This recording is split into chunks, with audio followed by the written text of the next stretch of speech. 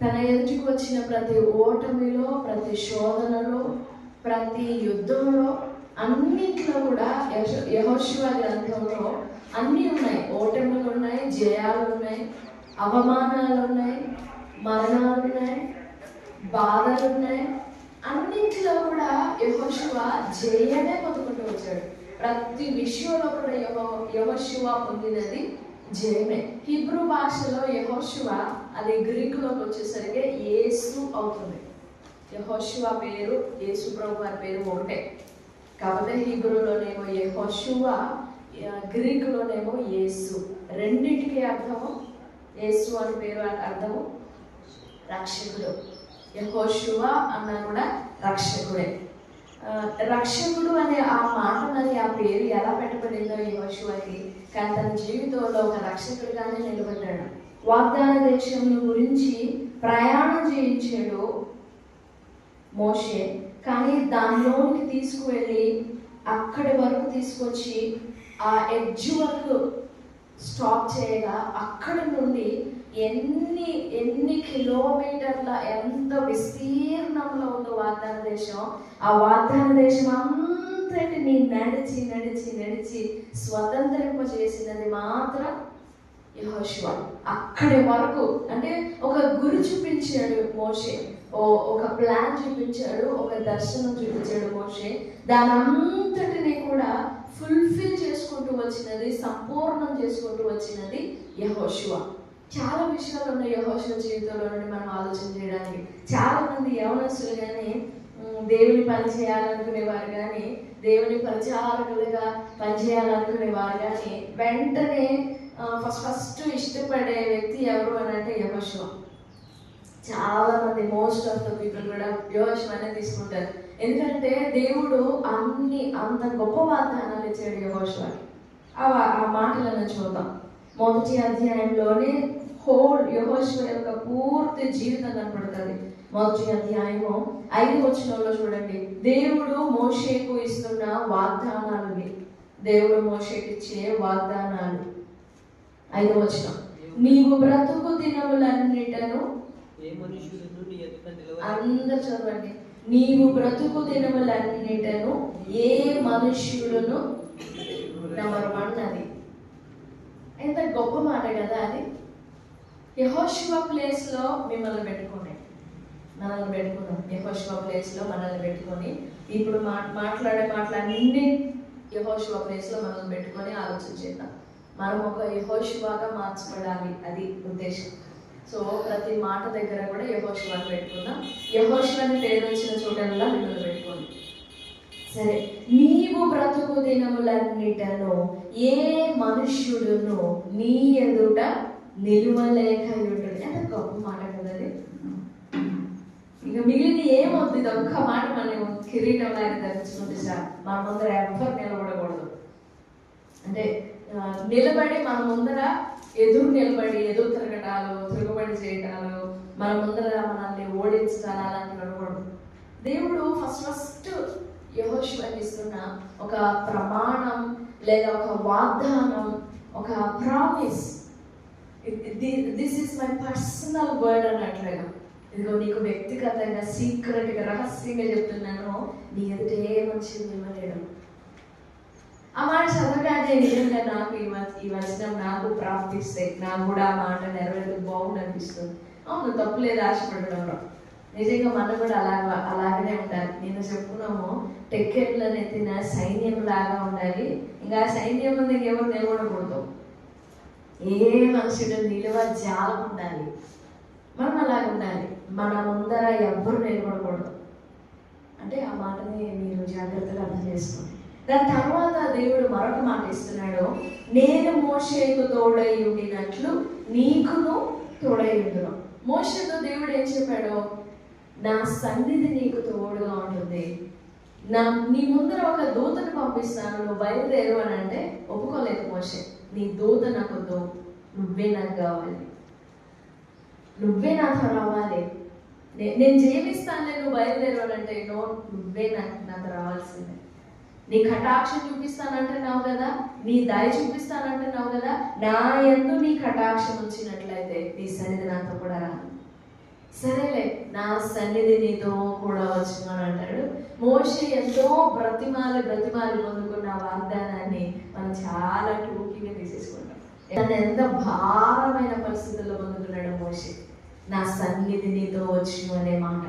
నిజంగా మోషే ప్రయాణం చేసిన సంవత్సరాలన్నిటిలో కూడా ఏ క్షణాన కూడా దేవుని మేఘము మోషేని విడిచిపెట్టల.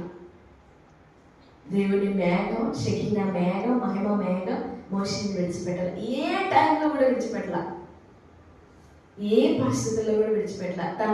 తను మరణించే సెకండ్ వరకు కూడా సత్తువ తగ్గలేదు, బలం తగ్గలేదు, ఆరోగ్యం తగ్గలేదు. అంత సన్నిధి మోషేని ఆవరించి, మోషే కుడి చేతి వైపున తన మహిమ కలిగిన బాహువు ఉంటుంది అనేది చరిత్ర, మోషే యొక్క సాక్ష్యం. ఎక్కడ సముద్రం కనపడిన అట్లా చెయ్యెత్తితే చాలు సముద్రాలే చీలిపోతాయి.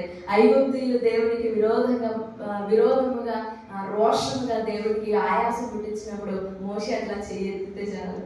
ఎవరైనా అమాలేకీలో, శత్రువులో, ఫిలిస్తీన్లో ఎవరో వచ్చి యుద్ధం చేస్తే చాలు మోషే అట్లా చెయ్యెత్తితే చాలు చేయగలిగింది. అంతగా మోషే కుడి చేతి వైపున, అంటే ఓ రకంగా చెప్పాలంటే మోషే బాహువు దేవుని బాహువు, ఆయన దక్షిణ హస్తము ఏకీభవించిన అనాలా, ఒకటే అనాలా, అంత అద్భుతంగా నడిపించబడ్డాడు మోషే. కానీ మోషే జీవితంలో సాధించినది అంటే మన నేత్రాలకు మోషే ఇది సంపాదించాడు, అలా చేశాడు, ఇలా చేశాడని చెప్పుకోవడానికి ఏం లేదు. అన్ని లక్షల మందిని జస్ట్ ఎడ్జి వరకే తీసుకెళ్ళాడు, అక్కడ డోర్ దాకా తీసుకెళ్ళాడు. ఇంకంతే, ఇంక నీ టైం ఎంతవరకే ఇంక నువ్వు మరణించాలి అన్నాడు దేవుడు. నువ్వు ఆ కొండ ఇంకా మరణించు అన్నాడు. అంత మాత్రాన మోషే ఏం సాధించలేకపోయాడా? మోషే ఇశ్రాయేలు జీవితంలో ఓ ముఖ్యమైన స్థానంలో ఉన్నాడు, చాలా ప్రాముఖ్యమైన స్థానంలో ఉన్నాడు. అయితే ఈ యెహోషువ గ్రంథాన్ని గురించి మనం ఆలోచన చేసినప్పుడు స్టార్టింగ్ దేవుడు ఏం మాట్లాడతారంటే, ఇదిగో యెహోషువ, ఇంకా నువ్వు నా పని చేయాలి అని అలా యెహోషువని ఎంకరేజ్ చేస్తూ, యెహోషువని ధైర్యపరుస్తూ, నువ్వు నా పని చేయాలి, నువ్వు నా పరిచయం చేయాలి, నువ్వు నా చిత్తం నెరవేర్చాలి అని మాట్లాడుకుంటూ వస్తే అదొక రకం. కానీ దేవుడు అలా మాట్లాడలేదు. ప్రారంభవచనంలో చూడండి, యెహోవా సేవకుడైన మోషే మృతి నొందిన తరువాత యెహోవా నూను కుమారుడును మోషే పరిచారకుడునైన యెహోషువకు ఇలాగ సెలవిచ్చెను, నా సేవకుడైన మోషే మృతి నొందెను. చెప్పాలా? తెలుసు కదా యెహోషువకి. పర్టికులర్గా ఎందుకు చెప్పాలి నా సేవకుడైన మోషే మృతి నొందాడు అని? ఆ మాట కారణం చేత ఈ గ్రంథం స్టార్ట్ అవుతుంది. ఆ మాట కారణం చేత యెహోషువ జీవితంలోని యెహోషువ జీవితం లేదా యెహోషువ పరిచర్య కాలం ప్రారంభమవుతుంది. సరే, ఇందులో చాలా విషయాలు మనం గమనిస్తాం. ఆ మాట చెప్పి నా సేవకుడైన మోషే మృతి నొందాడు కదా, కాబట్టి ఆ మాట చాలా మీనింగ్ఫుల్. కాబట్టి నీవు లేచి ఈ ప్రజలందరినీ తీసుకొని వారిని వాగ్దాన దేశంలోనికి తీసుకువెళ్ళు, ఆ వాగ్దాన దేశాన్ని స్వతంత్రింపచేయి అని అంటాడు. అలా చెప్పి దేవుడు కొన్ని పర్సనల్ ప్రొటెక్షన్ కోసమా, పర్సనల్ గైడెన్స్ కోసమా కొన్ని వాగ్దానాలు, పర్సనల్ ప్రామిసెస్ అంట. మొదటి మాట చెప్పుకున్నాం కదా, నీ ఎదుట నువ్వు బ్రతుకు దినాలన్నింటిలో ఎవరిని ఎదుట నిలబడలేదు. నేను చెప్తున్నాను అన్నమాట, నీ ఎదుట ఎవ్వరు నిలబడలేదు, నువ్వు భయపడద్దు. నీ ఎదుట నిలబడి గెలుపునందేవాడు ఎవడు ఉండడు, నువ్వు భయపడొద్దు అని చెప్పి యెహోషువకి దేవుడు ఒక మాట ఇస్తాడు. అలాగనే యెహోషువ ఎదుట ఎవ్వరు నిలబడలేకపోయారు. ఏ గొప్ప రాజులేమి, గొప్ప గొప్ప వాళ్ళేమి, బలవంతులేమి, శూరులేమి, ఆయన మీద తిరుగుబాటు చేసిన వారేమి, తిరస్కరించిన వారేమి, ఆయన యెహోషువను తృణీకరించిన వారేమి, ఎవ్వరు ఆయన ఎదుట నిలబడకుండా చేశాడు దేవుడు. సరే, రెండో మాట దేవుడు ఏమిచ్చాడంటే, నేను మోషేకు తోడై ఉండినట్లు, ఎలా నా మహిమ గల బాహువును మోషేకు తోడుకొచ్చానో, ఇదిగో సేమ్ నేను మోషేకు తోడై ఉండినట్లు నీకు తోడై ఉండేది.